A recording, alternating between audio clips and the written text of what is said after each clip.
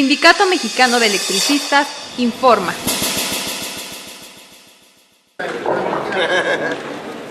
Buenas tardes, compañeras, compañeros. Estos últimos días, han sido de una intensa actividad del orgulloso movimiento pacífico del Sindicato Mexicano de Electricistas. Dentro de esa actividad también hay que tratar asuntos que tienen que ver con la problemática de los jubilados, en este caso o en ese sentido. A mí me toca dar un pequeño informe sobre el asunto de la supervivencia extemporánea. Debo decir que han asistido a la oficina donde atiendo y ha habido una cantidad interesante de compañeros que por diversos motivos no pudieron pasar su supervivencia normal. A ellos les hemos dicho, les hemos dado un número telefónico 01800 83 93 20 para que pudieran sacar su cita y pasar la supervivencia extemporánea. Eso se puede hacer a través del teléfono o también se puede asistir de manera directa a el SAE de Portales, sitio en la SAE Caldas 1224, Ciudad Bretaña, para poder pasar su supervivencia extemporánea. Pero también pongo sobre aviso a quienes no pasaron la supervivencia normal.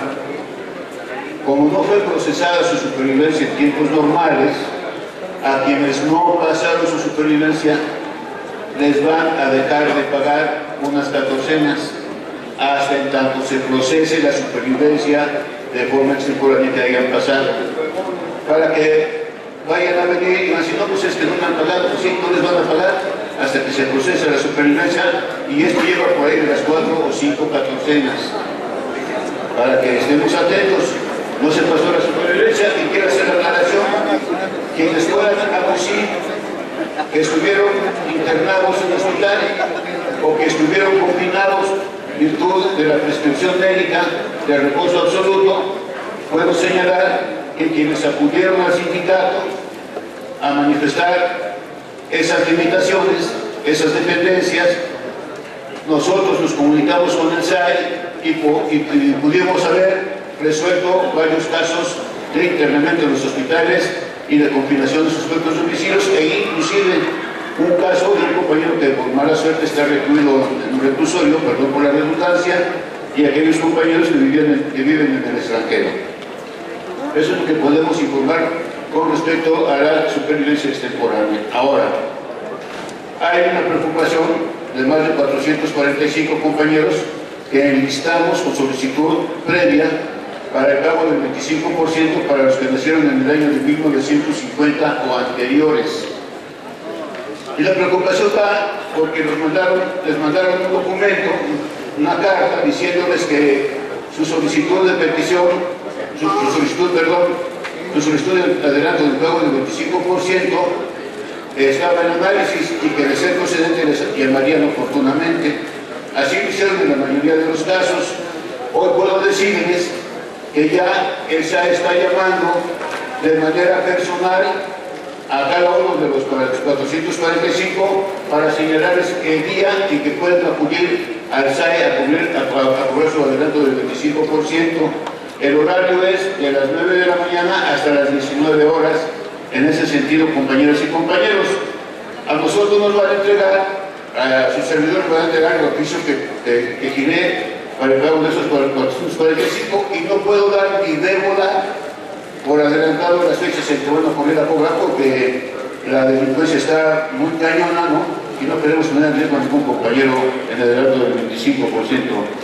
Y en el otro caso, el adelanto del 25% por estado precario de salud, advertimos que hemos resuelto 20 casos de extrema urgencia, no así los casos que ya fueron juzgados y que se les declaró una improcedencia.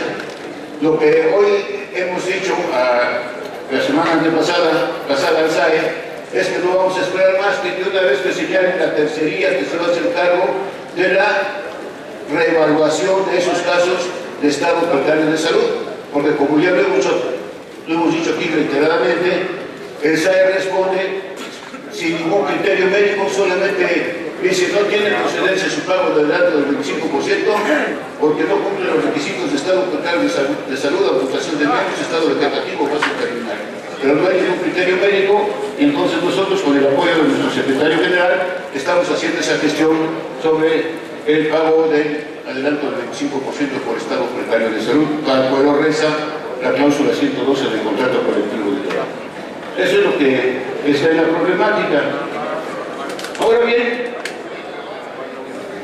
cuando hemos dicho que ha habido mucha actividad, el compañero Rodolfo Pérez Pineda, representante propietario principal de los jubilados, a nosotros los jubilados, relata un tanto someramente el asunto del foro que se celebró aquí el miércoles pasado, un foro que está citado por las luchas y demandas de los trabajadores en resistencia.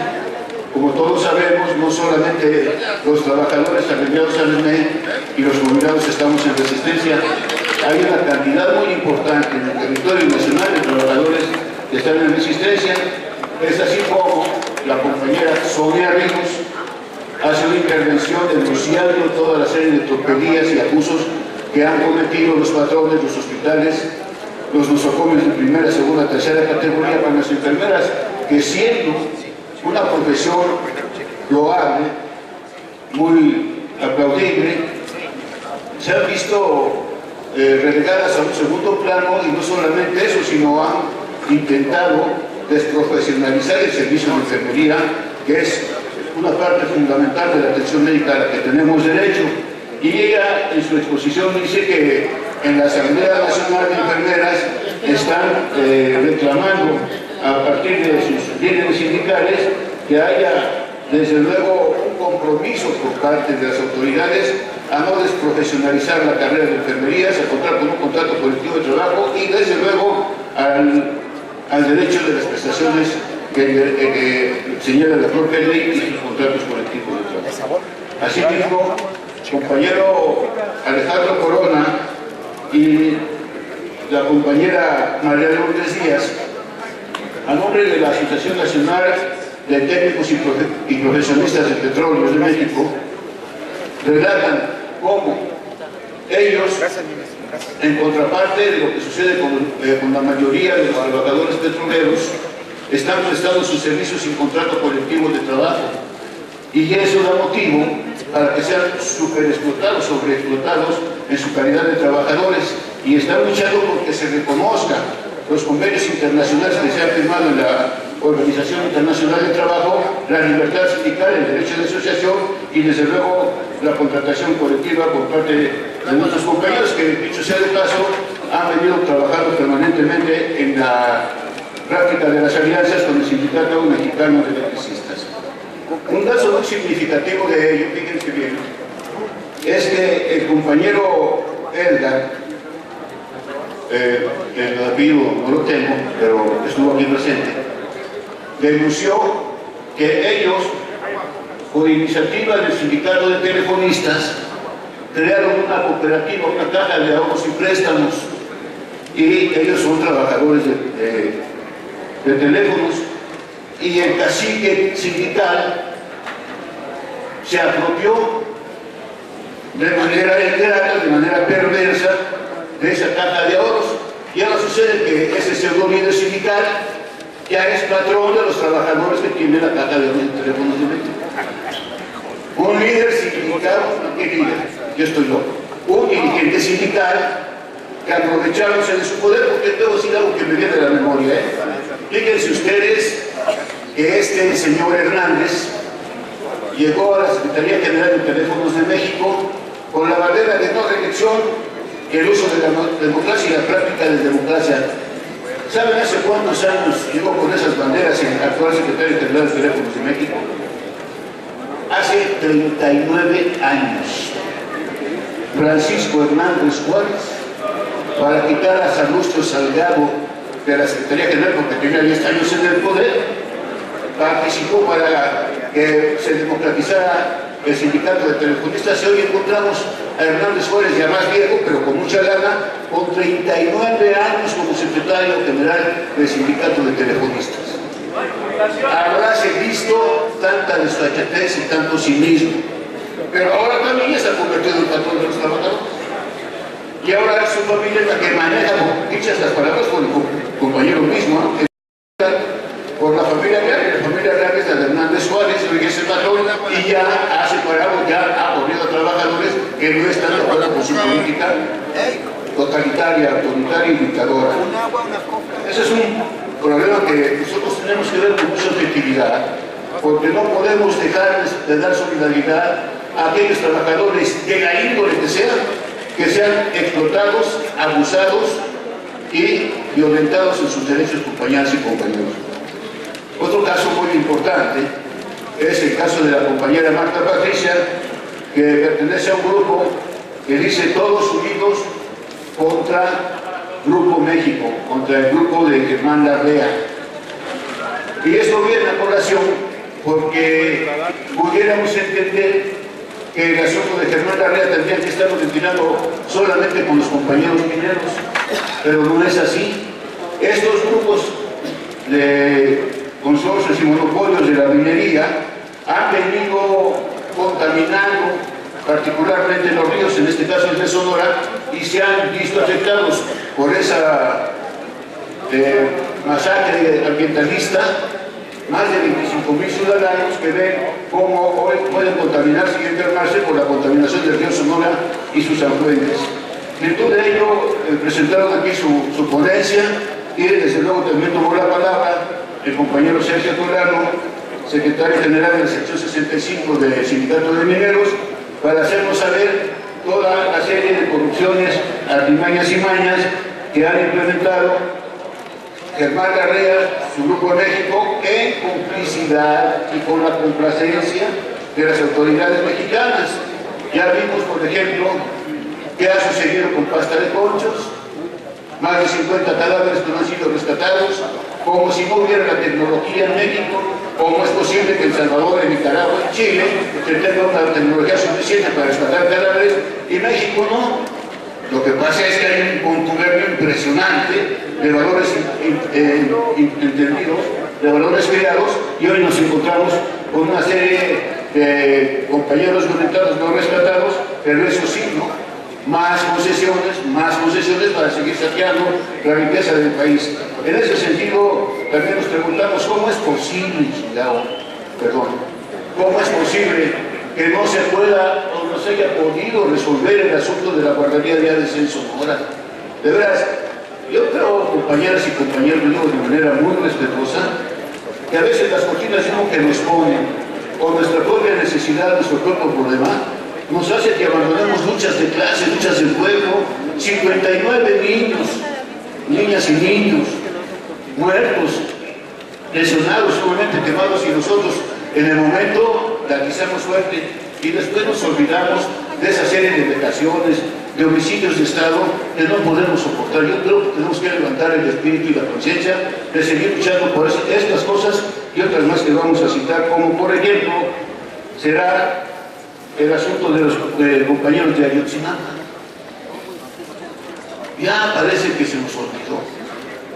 Ya sí hablamos de Ayotzinapa como un hecho que pasó hace 6 meses, 7 meses.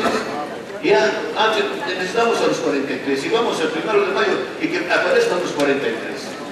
Pero ya no metemos las manos, ya no le echamos ahí con fuerza, voluntad, ganas, deseo, para que ese caso no se olvide.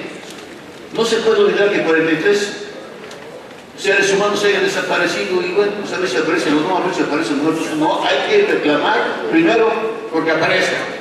Y en el supuesto caso de que no pudieran aparecer, declarar ese evento de desaparición forzada como un evento de lesa humanidad para que no prescriba el delito y sean perseguidos toda su vida aquellos responsables de ese evento nefasto para la memoria y la historia del pueblo de México. Y ahora tenemos enfrente el asunto de los compañeros jornaleros de San Quintín. El compañero Miguel Sánchez aquí explicó el día del foro y lo explicó el 1 de mayo cómo han podido subsistir estos seres humanos con todas las vejaciones de que son capaces los patrones cuando privilegian el rédito y la ganancia explotando al ser humano. Compañeras jornaleras, compañeras mujeres, que se paran a las 4 de la mañana para cumplir con sus jornadas laborales de 10, 12 hasta 16 horas, sin contrato colectivo de trabajo, con un sindicato charro, sin vacaciones, sin aguinaldos, sin prestaciones. Eso es una cosa que solamente vivíamos hace 100 años y hoy tenemos que reconocer que a nuestra complacencia se ha regresado la rueda de la historia 100 años y tenemos una serie de conflictos, pocos de conflicto, que no hemos podido resolver. ¿Y saben por qué no hemos podido resolver? Hay que decirlo así, aunque nos suena, aunque no nos parezca, porque hemos sido parte muy importante del proyecto del gobierno, del proyecto del Estado. Mantenga a los trabajadores dispersos, no permitas que se articulen, no permitas que se organicen y podemos hacer lo que queramos con el pueblo de México, con sus trabajadores, con sus estudiantes, con sus ancianos y con su niñez. Entonces hay que recriminarle al gobierno, sí, pero también hay que reconocer nuestra culpa, que no hemos podido enfrentar nuestra realidad y enfrentarlo con nuestra responsabilidad, y que hoy estamos perfectamente a tiempo de poder articularnos, compañeras y compañeros. Porque lo que dijo el secretario general en este foro de hace 8 días, retratando a la perfección desde el aspecto jurídico, político y social el conflicto del ESME, de toda la serie de mañas y artimañas que han aplicado para no darnos la razón, aun cuando un colegiado de 50 ya nos la había dado, pero que se dice por aquellos brutos en las redes sociales que lo que se está logrando debía hacer con el contrato colectivo anterior y que no entiende que la Suprema Corte el 13 de enero, el 30 de enero nos dio un golpe letal. Y entonces estamos pensando que vamos a regresar a trabajar, pero con el contrato colectivo anterior, no, compañeros. Hay que ser realistas. Y el secretario general está en su papel. Podemos hacer la crítica que se quiera hacer, pero lo que no podemos hacer es dejar de reconocer que Martín Esparza Flores se ha afectado como los pueblos de manera vertical para defender al sindicato mexicano de defensa con mayoras y compañeros. Eso no está reglamentada.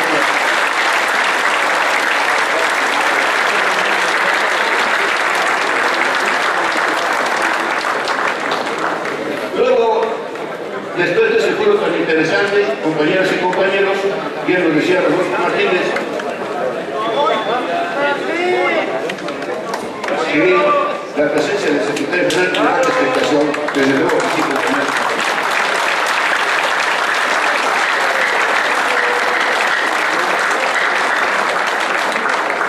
Decía Rodolfo Pérez Pineda que el día jueves estuvimos en la Cámara de Senadores.